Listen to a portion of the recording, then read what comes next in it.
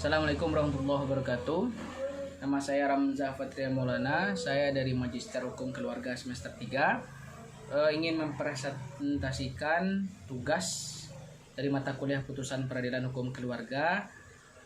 Dan saya mengambil Republik Yaman, dan hasil dari infografis dari Republik Yaman akan saya presentasikan. Jadi Republik Yaman adalah sebuah negara di Jazirah Arab di Asia Barat Daya, bagian dari Timur Tengah, dan ini berbatasan langsung dengan Laut Arab di sebelah selatan, Teluk Aden dan Laut Merah di sebelah barat, Oman di sebelah timur, Arab Saudi di sebelah utara. Jadi Yaman ini merupakan satu-satunya negara yang bentuknya republik di tengah sistem kerajaan di Timur Tengah. Jadi sistem pemerintahan negara atau Republik Yaman ini sesuai dengan konstitusi atau Undang-Undang Republik Yaman tahun 1994. Dalam pasal 1 dijelaskan bahwa Republik Yaman adalah sebuah negara Arab dan negara Islam serta pemerintahannya bersifat independen. Nah, dalam pasal 2 kemudian dijelaskan bahwa agama negara dari Republik Yaman ini adalah Islam dan bahasa negara ini adalah bahasa Arab. Nah, posisi Islam dalam negara Yaman begitu kuat baik dalam kehidupan sehari-hari maupun dalam sistem hukum yang berlaku di negara tersebut. Nah, peranan dalam sistem hukum Islam di negara ini semakin dipertegas dengan ketentuan yang memuat dalam pasal 3 yang menyatakan bahwa syariat Islam adalah sumber dari keseluruhan peraturan perundang-undangan, dan peranan Islam dalam negara ini tidak menjadikan negara ini sebagai negara yang tertutup dan tidak bisa menerima dan memakai sistem demokrasi. Nah, selain menganut trias politika, Yaman juga menganut sistem semi presidensial, di mana kepala negara dan kepala pemerintahan dipimpin oleh dua orang yang berbeda.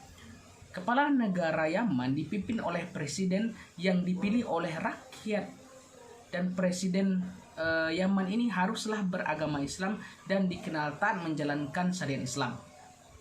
Nah, kewenangan presiden Yaman hanya meliputi kewenangan kepala negara. Presiden Yaman tidak memiliki kewenangan di bidang pemerintahan. Hak dan kewajiban Presiden Yaman secara lebih rinci diatur dalam pasal 118 Undang-Undang Dasar Yaman.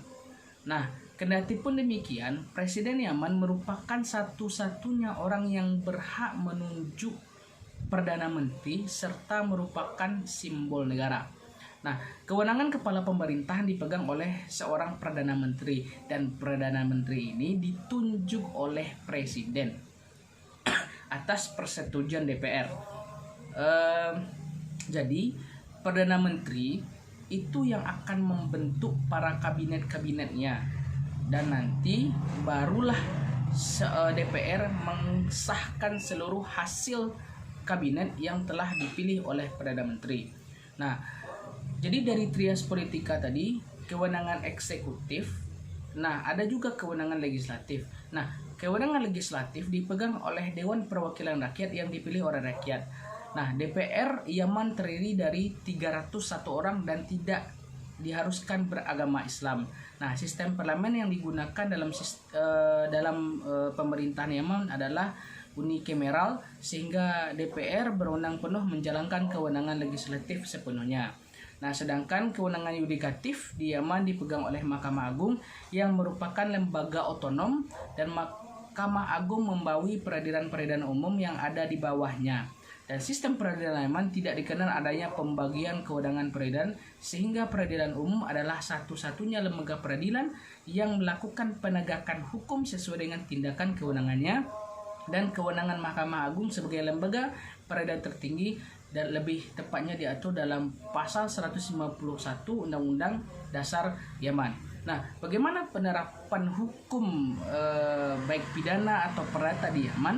Nah, Yaman karena sangat-sangat menerapkan atau menjunjung tinggi syariat Islam sebagai sumber hukum utama negaranya, hal ini tentu sudah diatur dalam pasal 3 Undang-Undang Dasar Yaman secara umum sebagaimana telah dipaparkan sebelumnya, tidak hanya di bidang perdata, tapi dalam bidang hukum pidana itu juga diatur. Ini tertulis dalam Kitab Undang-Undang Hukum Pidana Yaman tahun 1994. KUHP Yaman membagi tindak pidana. Kita contohkan KUHP Yaman membagi tindak pidana ke dalam dua bentuk.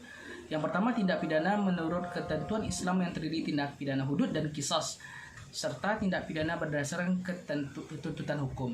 Nah, tindak pidana menurut ketentuan Islam yang diberlakukan dalam hukum pidana Yaman meliputi hudud dan qisas. Dan tindak pidana hudud diatur dalam KUHP meliputi 7 hal. Yang pertama, pemberontakan, murtad, hirobah, pencurian, zina, khamar, dan qadhaf. Nah, sedangkan tindak pidana qisas yang diberlakukan meliputi pembunuhan dan penganiayaan. Nah, tindakan pidana menurut berdasarkan tuntutan hukum menjadi penjara, denda, dan kerja paksa. Nah, bisa dibilang ini sama cara dengan takzir ya, yang ada di Yaman. Nah, pidana yang ditetapkan hukum pidana Yaman meliputi 11 jenis, yaitu pidana mati, rajam, pidana amputasi, qisas penganiayaan, pidana cambuk, penjara, diat pembunuhan, diat penganiayaan, pidana denda, pidana penyaliban, dan kerja paksa. Mungkin hanya itu yang dapat saya sampaikan dari infografis yang saya bikin. Saya ucapkan terima kasih. Assalamualaikum warahmatullahi wabarakatuh.